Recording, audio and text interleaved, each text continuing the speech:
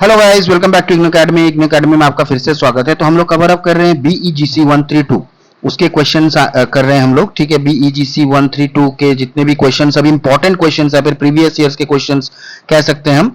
ठीक है, क्योंकि इंपॉर्टेंट क्वेश्चंस ही ईयर्स में आते हैं, हर एक जगह पे आते हैं। ठीक है, और सबसे मेन चीज क्या है कि क्वेश्चंस सेम ही रहती है तकरीबन, थोड़ा बहुत वर्डिंग्स इनका चेंज हो जाता है। देखिए यहाँ से क्या ही फिर क्वेश्चन मतलब एक अलग से तो एक्स्ट्रा आउट ऑफ सिलेबस तो क्वेश्चन बनेगा नहीं। तो क्वेश्चन आपका मतलब तकरीबन क्या होता है कि क्वेश्चंस आपको चैप्टर से ही मिलते हैं, बस उसकी वर्डिंग्स चेंज हो जाती है।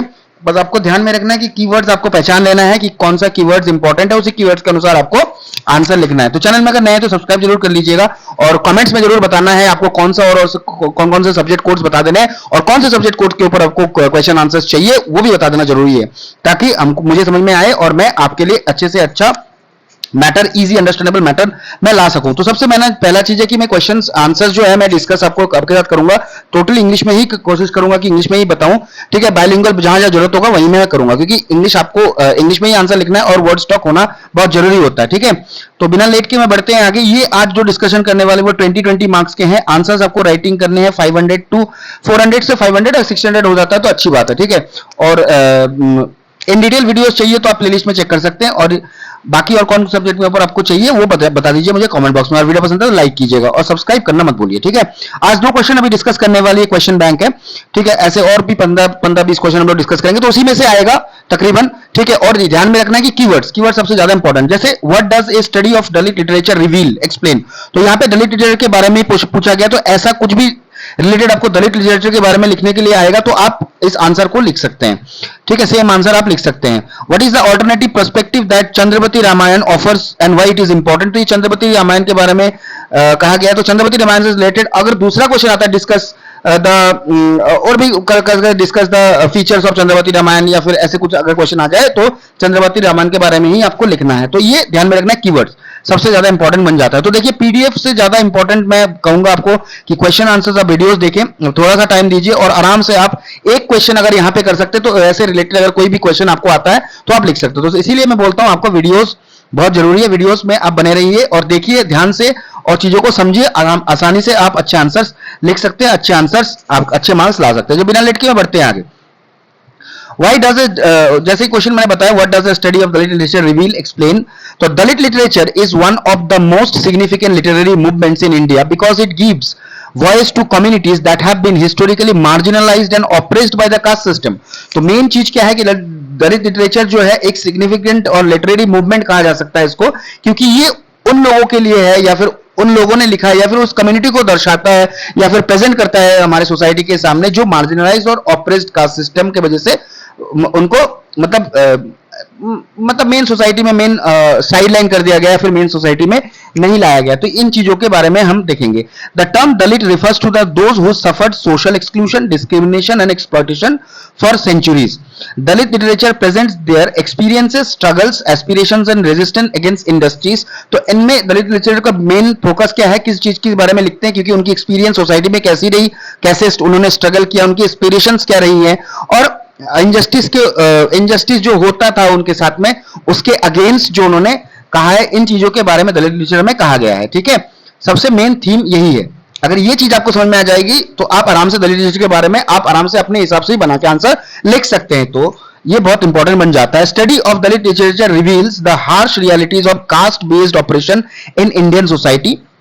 Through poems, autobiographies, short stories and essays, Dalit writers describes the humiliation, poverty, violence and untouchability that they experience in their daily lives। किस बारे में दलित लिटरेचर कौन से प्रॉब्लम को फेस किया था उन्होंने दलित लोगों ने, तो उन चीजों के बारे में यहाँ पे कहा गया है। देखिए क्वेश्चन, ये दलित वाला क्वेश्चन बहुत इंपॉर्टेंट बन जाता है, क्योंकि ये काफी बार 3-4 बार पूछ चुके हैं। ठीक है, तो ये इंपॉर्टेंट बन जाता है। These works expose the inequalities that existed within the society and challenge the social structure that perpetuated discrimination। तो सोशल स्ट्रक्चर को चैलेंज करता है कि क्यों हमारे साथ में ऐसे हो रहा है, क्यों क्या प्रॉब्लम हो रही है।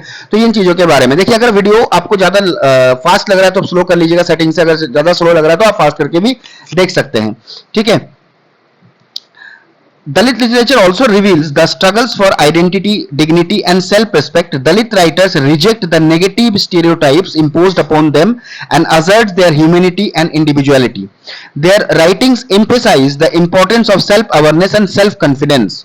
उनकी राइटिंग ज्यादातर सेल्फ अवेयरनेस और सेल्फ कॉन्फिडेंस पे जोर डालती है।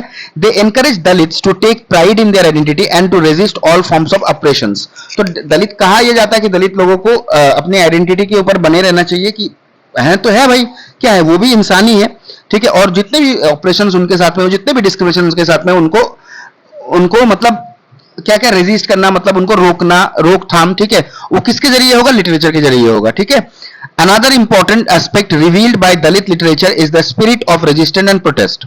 It is not merely a record of suffering but also a powerful expression of defiance against injustice। तो सिर्फ ये सफरिंग के रिकॉर्ड नहीं है, तो उनके साथ में जो वो जो अगेंस्ट, मतलब जो डिफेंस करते हैं, डिफाइंस या फिर रोकथाम, जो मतलब या फिर कहा जाता है कि stop the injustice against them, तो इसके ऊपर में भी जोर डाला गया है। Dalit writers challenge social hierarchies and demand equality, freedom and human rights. Of course Dalit writer यहाँ पे लिखने के जरिए बताते हैं कि उनको इक्वालिटी, उनकी डिमांड ये है कि उनको इक्वालिटी दिखा जाए, फ्रीडम हो उनके पास में भी, और ह्यूमन राइट्स का सपोर्ट मिले उनको। Their works inspire readers to question discrimination and work towards more just society.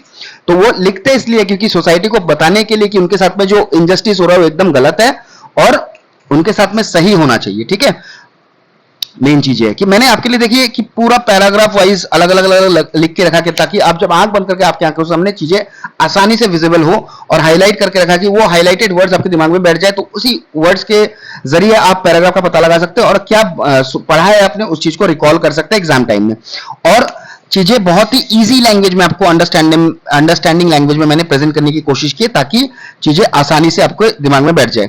Dalit literature further reveals the importance of education and social reform in achieving liberation. Importance क्या है education की, education क्यों करना चाहिए।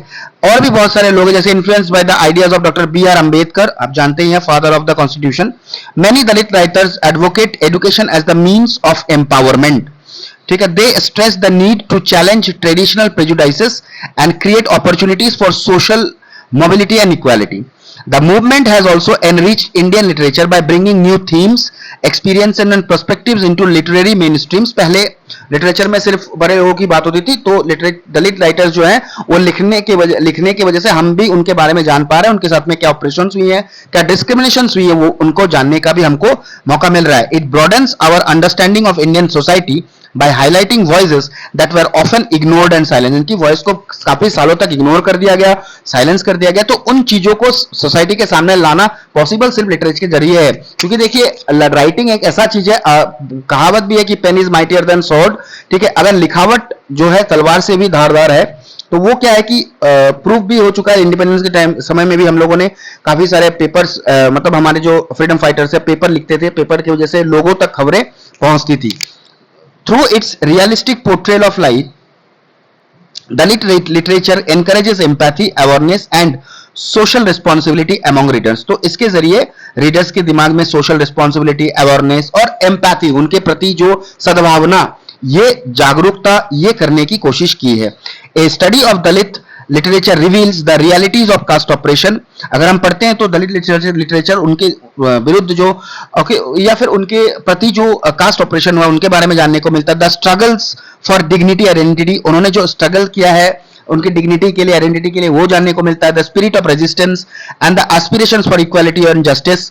It is both literary movement and a powerful instrument for social change, ठीक है, ये कहा गया है।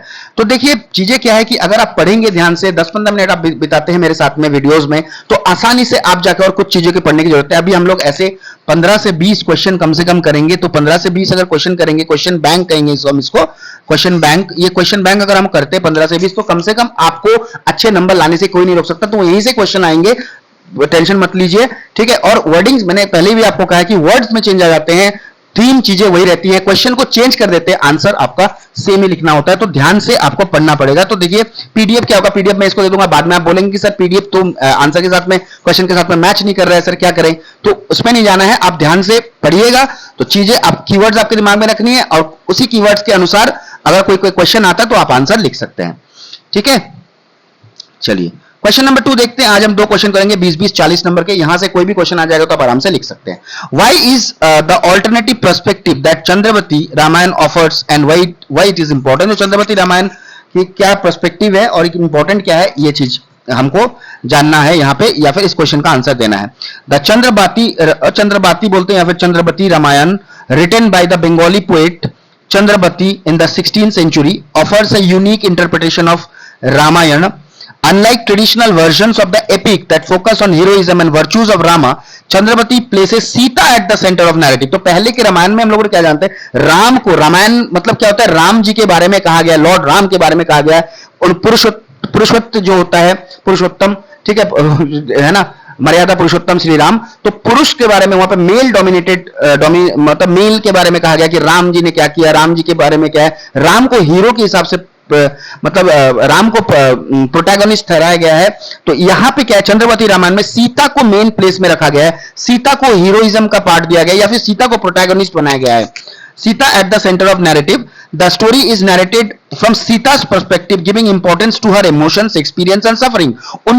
उनको इंपॉर्टेंस दिया गया, उनके इमोशन को, उनके एक्सपीरियंसेस को, उनके सफरिंग को इंपॉर्टेंस दिया गया। तो देखिए यहां से अगर आप क्वेश्चन पढ़ते हैं, यहां से क्वेश्चन अगर आप लिखते हैं और इन चीजों को अगर समझ जाते हैं तो पीडीएफ की जरूरत नहीं, इसके रिलेटेड कोई भी क्वेश्चन आप दे देंगे, आपको दे दिया जाएगा तो आप उठा के वहां से लिख सकते हैं आंसर, कोई दिक्कत वाली बात नहीं है। पीडीएफ के भरोसे में कम रहिए, ठीक है।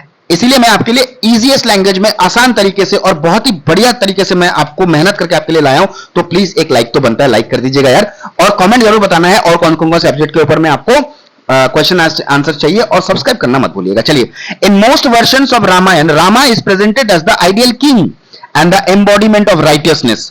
Chandravati however shifts the focus from Rama's achievements to the hardships endured by Sita. तो सीता जी के बारे में आप कहीं पे कुछ मिलेगा नहीं, सीता जी ने कितने हार्डशिप्स सहे हैं, ठीक है, बनवास में गए, उनके साथ में क्या क्या हुआ, वो चीज नहीं दर्शाया गया है, पर हमें चंद्रवती रामायण में ये चीज देखने को मिलेंगी।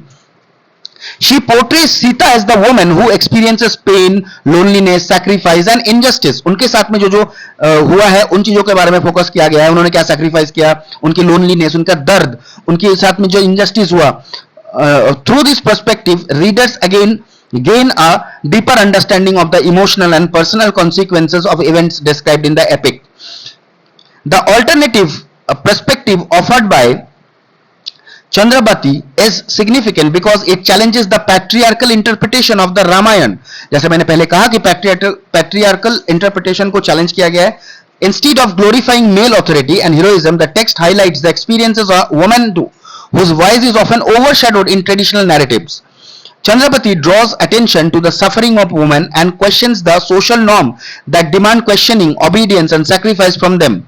The work is also important because it presents a female viewpoint in literary tradition that was largely dominated by male authors. तो पहले क्या थे, मेल ऑथर जो थे वो फीमेल को डोमिनेट करते थे, फीमेल के बारे में लिखते नहीं थे। तो चंद्रवती रामायण जो है फीमेल के बारे में लिखा गया है कि सीता जी को पर्सपेक्टिव मेन सेंटर में रख के उनके बारे में लिखा गया। By centering the narrative on Sita, Chandravati gives voices to women concerns. तो उन्होंने क्या किया है कि चंद्रवती को सामने रख के, चंद्रवती रामायण को सामने रख के उन्होंने वुमेन के बारे में लिखने की कोशिश की है, और वुमेन के प्रॉब्लम्स को या फिर कंसर्न्स को वैल्यूज दिया है, उनके इमोशंस को वैल्यूज दिया है, उनके स्ट्रगल्स को वैल्यूज दिया है।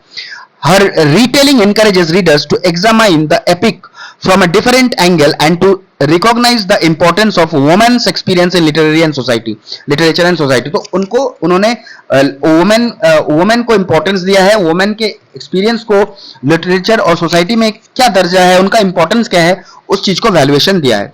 Another important feature of Chandravati Ramayana is that it demonstrates the diversity of Indian literary traditions. It shows that the great epics can be reprinted according to different cultural, social and personal perspectives. Chandravati's version enriches the Ramayana tradition by presenting a compassionate and critical view of the story. The Chandravati Ramayana offers a woman-centered perspective that focuses on Sita's suffering, strength and resilience rather than Rama's heroism. Its importance lies in its challenge to patriarchal values, its representations of women experiences and its contribution to the rich diversity of Indian culture. और main चीज क्या है कि Chandravati Ramayan offer करते हैं कि उन्होंने focus किया है कि सीता जी के सफरिंग को, सीता जी के स्ट्रेंथ को, सीता जी के प्रॉब्लम्स को, पेन को वैल्यू देने की कोशिश की है। उन्होंने क्या क्या ऐसा है उस चीज को वैल्यू देने की कोशिश की है, rather than giving heroism impact to the Ramayan, rather than Ram ji को प्रोटैगनिस्ट रखने के मतलब जगह पर उन्होंने सीता जी को प्रोटैगनिस्ट मानकर इस चीज को कहा है कि राम जी के बारे में तो बहुत पढ़ा है हम लोगों ने, पर सीता जी का जो पेन उन्होंने सफर किया, जो लोनलीनेस उन्होंने सफर किया, इस चीज को वैल्यू दिया है। और इसके जरिए हमें बताया है कि जो कंट्रीब्यूशन हम लोगों ने किया है, मतलब जो कंट्रीब्यूशन पहले लोगों ने किया है, मेल ऑथर्स ने किया है, वो कंट्रीब्यूशन फीमेल ऑथर्स के बारे में, फीमेल के बारे में नहीं किया गया है। तो ये चंद्रवती रामायण के चंद्रवती रामायण में क्या है कि फीमेल को ज्यादा वैल्यूएशन देने की कोशिश की है, और उन्होंने बताया कि कैसे हम इस चीज को सोसाइटी के सामने रख सकते हैं। यहाँ पे सीता जी एक्चुअली कहने का मतलब क्या है कि वुमेन को डोमिनेट किया गया है। तो अभी भी बहुत सारे ऑथर्स हैं जो मेल डोमिनेटेड सोसाइटी या काम में काम करते हैं, मेल को ज्यादा वैल्यूज देते हैं, तो वुमेन को वैल्यूज नहीं देते। तो हमारे मतलब अगल बगल में देखेंगे, एनवायरनमेंट देखेंगे, काफी सारे आपको सीता जी मिल जाएंगे देखने को, है ना, कि उनकी जो हमारे माता, जो हमारी बहन, माँ बेटी हैं, बहन है, वो कितने स्ट्रगल करते हैं, कितना प्रॉब्लम्स रहते हैं, तो उनको उनके सफरिंग्स को वैल्यू नहीं दिया जाता है। हालांकि मेल डोमिनेटेड सोसाइटी में हायरार्कियल मेल हायरार्कियल सोसाइटी को वैल्यू दी जाती है, मेल डोमिनेटेड सोसाइटी को, मेल मतलब डोमिनेटेड नहीं है, फीमेल डोमिनेटेड सोसाइटी को वैल्यूज नहीं दी जाती है, मेल को ज्यादा प्रायोरिटी दी जाती है, फीमेल को डोमिनेट किया जाता है। तो इस चीज के बारे में चंद्रवती रामायण है। तो चंद्रवती रामायण बेसिकली क्या है कि सीता जी को प्रोटैगनिस्ट बना रखा है, मेल मतलब राम जी के वजह से, मतलब राम जी को नहीं रखकर सीता जी को ज्यादा वैल्यूएशन दिया है। ठीक है, तो होप आपको वीडियो पसंद आया हो। वीडियो अगर पसंद आया है तो प्लीज लाइक कर दीजिएगा, वीडियो को शेयर कर दीजिएगा दोस्तों के साथ में, जो लोग दे रहे हैं एग्जाम उनके साथ भी शेयर करिए यार, उनको भी फ्री ऑफ कॉस्ट मिलना चाहिए। और सबसे अच्छा लेक्चर मैं आपके लिए बनाने की कोशिश करता हूं, मेहनत तो लगती है, इसलिए एक सब्सक्राइब बटन दबा दीजिएगा। ठीक है, थैंक यू, मिलते हैं, जय हिंद। अगले पार्ट के वीडियो में और भी हम लोग आरटीसीज कवर अप करेंगे, और भी क्वेश्चन बैंक कवर अप करेंगे, तो ये सारे क्वेश्चंस कर लीजिएगा आप लोग, आसानी से आप अच्छे नंबर ला सकते हैं। थैंक यू, जय हिंद, बने रहिए हमारे साथ।